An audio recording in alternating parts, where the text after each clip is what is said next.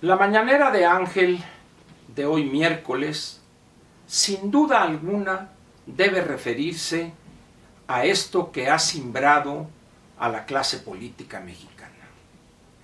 La renuncia del doctor Carlos Ursúa es, pues diría yo, un cohete a la línea de flotación de este barco que es el gobierno de López.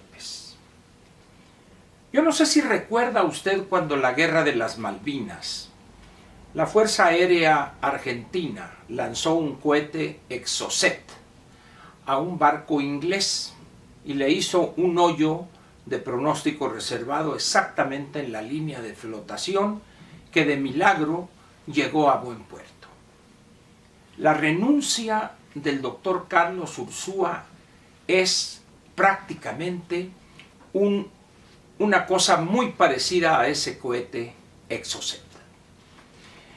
Una renuncia corta, no como aquellos funcionarios que renuncian y elaboran una renuncia, un texto de 16 cuartillas o de 11, como el caso de Germán Martínez, sino una cosa pequeña pero sustanciosa.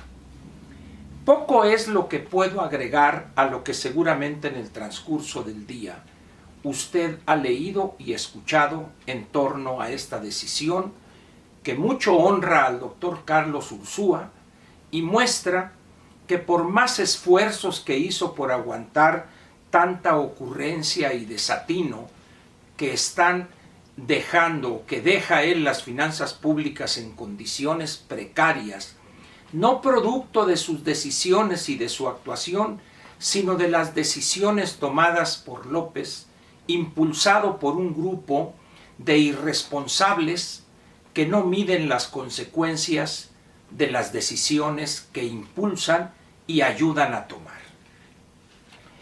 Voy a comentarle a usted, sujeto a que más al rato me escuche usted, si no tiene mejor cosa que hacer, en Imagen Informativa, primera emisión con Pascal, que quizá ahí pudiera extenderme un poco más. Pero por lo pronto, le comento a usted lo siguiente. En la edición electrónica de anoche y a tarde, el periódico The Wall Street Journal trae un artículo que hoy en la edición impresa aparece ahí. Dice, el ministro de Finanzas mexicano renuncia después de chocar con el presidente. Punto y coma. Y luego dice, el peso se devalúa. Peso slides es en inglés. Y trae un texto muy interesante donde va al centro un poco más detallado que la renuncia misma del doctor Ursúa. Mañana, seguramente y pasado, en los próximos 2 o 3 días, o desde hoy mismo, empezará usted a leer la traducción de este artículo. Y yo lo comentaré al rato de manera más extensa ahí. Pero ahora va algún elemento que poca gente ha comentado en torno a esa designación de Arturo Herrera. Mire usted, el artículo 74 constitucional dice en su fracción tercera que es facultad, le voy a leer textualmente, dice así,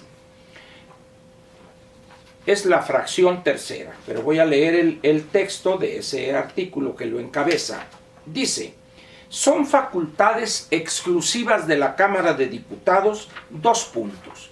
Fracción tercera.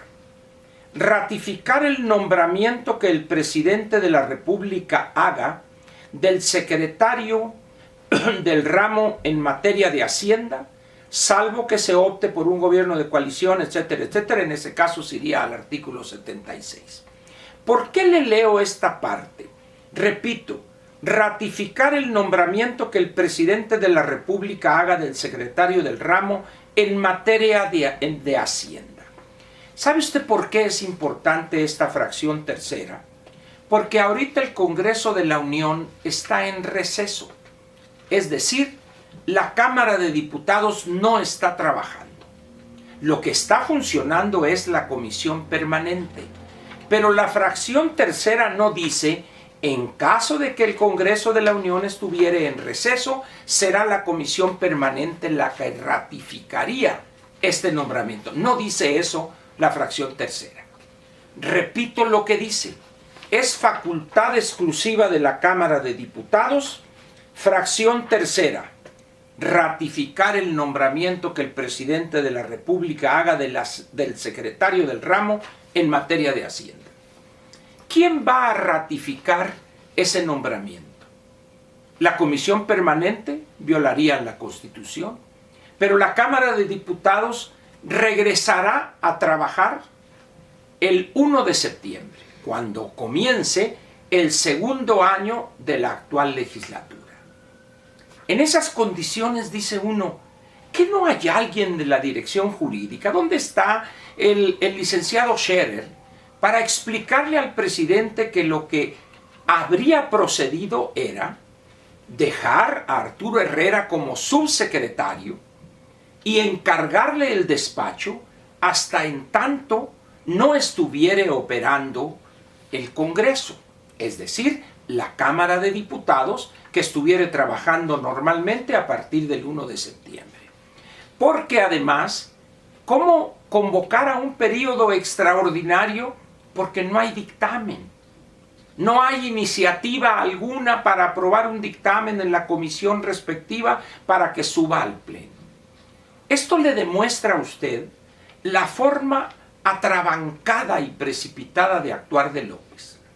Así como está designando a Arturo Herrera, así ha operado en materia de finanzas públicas, a matacaballo. Una obsesión por quitarle recursos a programas que operaban para entregárselo a personas sin ningunas reglas claras, etcétera, etcétera, que ya conoce usted esos mal llamados programas sociales. Ahora bien, dice el doctor Herrera, o el maestro, le llamó él el maestro Herrera, dice: es una persona honesta, es una persona con ideas sociales y de un origen así, así, asado. Eso no, o sea, ¿y eso qué? Pues diría el clásico. ¿Qué se necesita hoy en las condiciones de la renuncia del doctor Carlos Ursúa? Se requiere primero a una persona que tenga autoridad técnica y política para llegar a los centros donde se deciden las finanzas del mundo y ser recibido con respeto, cosa que el doctor Herrera puede ser muy bueno en lo personal, pero nadie lo conoce, que trabajó en el Banco Mundial 8 o 10 años, pero en calidad de técnico, que trabajó en el secretario de Finanzas 2 años o año y medio, cuando era Distrito Federal, ¿y eso qué? Es decir, está poniendo a un perfecto desconocido que, si usted revisara la foto donde, o el video que está arriba en YouTube o en Facebook, el señor prácticamente quería llorar ya. Estaba en el lugar inadecuado en el momento más inoportuno de su carrera. En esas condiciones, dice uno, ¿habrá alguien con 2 dedos de frente que piense que Arturo Herrera va a sacar adelante esto? ¿Va a llevar el barco de las finanzas públicas a buen puerto? Cuando los radicales incrustados en el gabinete de López tienen una victoria de oro. Eliminaron a Carlos Ursúa, que con dificultades y a veces ya ahí batallaba, ya lo echaron. 3 personajes en principio, de acuerdo a algunos periodistas, algunos opinantes, fueron los causantes de hacerlo estallar. Rocío Nale, le digo aquí, nomás para que vea usted quiénes son los responsables, es Romo, Buenrostro y Nale. Buenrostro es la oficial mayor, que prácticamente es la que quería mandar total y absolutamente en Hacienda. Es la compradora. Nale, pues ya la conoce usted, la Secretaría de Energía. Y Romo, pues lo único que está haciendo o que ha hecho es pelearse o enfrentarse con Ursúa. ¿Habrán ganado los malos o los radicales? Pues con otra victoria como esta, el país se acaba de hundir.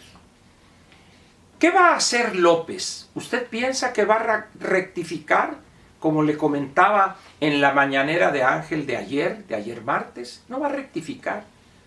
Dije ayer que así se va a morir.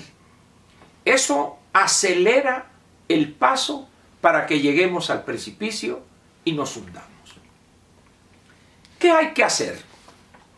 Pues lo primero es desenmascarar este tipo de decisiones precipitadas sin entender las causas de las cuales habla el doctor Ursúa. Al rato leeré algunos párrafos de los pocos que son para que vea usted lo que señala el doctor Ursúa. Lo peor es que por ahí aparecen voces donde dicen que se fue porque era neoliberal y no entendía las grandes transformaciones que está promoviendo este gobierno. Muestras de servilismo y abyección, como pocas. Y esos, los que dicen que por neoliberal Ursúa. Dice uno, no es posible. ¿Que no podemos entender o intentar entender la realidad de lo que hemos construido en estos 7 meses o de lo que López ha construido o destruido en 7 meses? ¿No se dan cuenta de la gravedad que está enfrentando el país? Y jugar con esas expresiones. No puede ser esto. El daño que López le ha hecho hoy ya, se advierte ya ese daño al país, nos coloca en una situación sumamente peligrosa. Por eso debemos dejar de lado la corrección política y decirlo con todas sus letras, con palabras completas. Esto que estamos viendo hoy y padeciendo es quizá la crisis más profunda en términos político-económicos que ha enfrentado en muchos decenios este país. Y eso, para terminar, lo ha generado absolutamente López con 2 o 3 de sus paniaguados. ¿No me cree usted? Voltea a la parte de la seguridad con la Policía Federal y el pésimo manejo que ha hecho mi paisano estimado frente a este problema. Nubes negras se ven en el horizonte. ¿Se convertirán estas nubes negras en un huracán? ¿En un ciclón? ¿O se van a desintegrar y acabarán como tormenta tropical? Mi opinión es la primera. Esto se va a convertir en un ciclón, nivel 4, nivel 5, que va a inundar a muchas ciudades y va a causar muchos destrozos. Pero el primer destrozo lo va a realizar ese huracán en las ya de por sí débiles finanzas públicas. Y el gran y casi único responsable no podrá eludirlo, será López. Lo espero mañana en la del jueves, que habrá más elementos, pero por lo pronto lo invito para que al rato me escuche ahí con Pascal, en Imagen Informativa, primera emisión. Si no lo puede ver, luego cuando lo suban, yo lo subiré a mi Twitter, y ahí podrá verlo y escuchar. Gracias. Lo espero mañana. No me falle, ¿eh?